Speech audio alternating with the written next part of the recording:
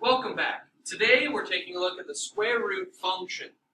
Now, we've seen square roots before.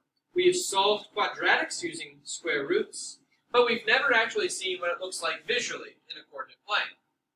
So today we're graphing square root functions, expressing them symbolically, and showing key features of the graph. This right here is the square root of x, the absolute most basic square root function. It's a parent function. We take a look and we see that it has a general increasing trend, but it starts to slightly plateau up at the top. If I were to plot the bottom half of this, we have something that kind of looks like a parabola. Now, the reason the bottom of this graph doesn't actually exist is because if I try to find the square root of -5, we get an error. This doesn't actually have a real answer. Remember, this would be the same thing as the square root of 5 with an I tacked on at the end. Okay? Now, when we're graphing, we don't graph imaginary numbers, or at least we're not going to do that in this class. So, when we talk about domain and range, for the domain in a square root function, we simply can't plug in numbers that make it a square root of a negative number. That causes a calculator error or just imaginary answers. We don't want that. Our range, as you can see, for this particular one would be y is greater than or equal to 0, simply because it doesn't exist down below. We only have positive answers. With that all being said, we're going to take a look at just one example today, and we can see that all we have to do for square root functions is simply plug in an x value and output a y. The difficulty here is understanding domain and range.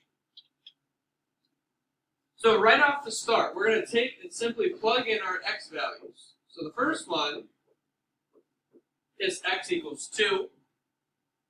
I plug it in and I end up getting the square root of -2, which we just discussed doesn't actually exist in the real number world as a complex number. So we just put does not exist or no answer, put an X in that spot. Any of those work because we know that we're not going to graph that number. Take a look for the next one. We plug in 3 minus 4, and we get the square root of -1. So yet again, we have a D and E. Now, of course, the square root of -1 is I, but again, we're not going to deal with imaginary numbers, at least for this section. We plug in 4, and finally, we get a non-negative number under a radical. Square root of 0 is just 0. Plug in the next number, we end up getting 5 minus 4, which is the square root of 1, which equals 1. And last but not least, we plug in the 6 to get radical 2, which is about 1.4, which we'll just call that for our rounding and graphing needs.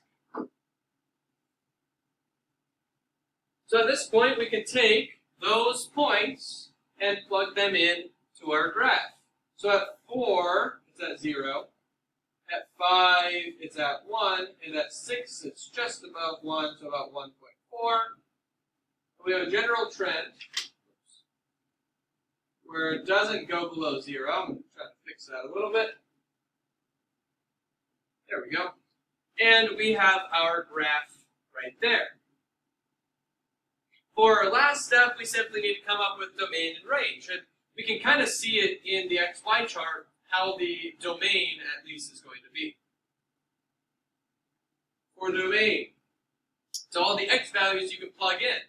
Well, we just saw that anything that's less than 4 is going to give us a negative number under the radical, meaning it has to be at least or greater than or equal to 4.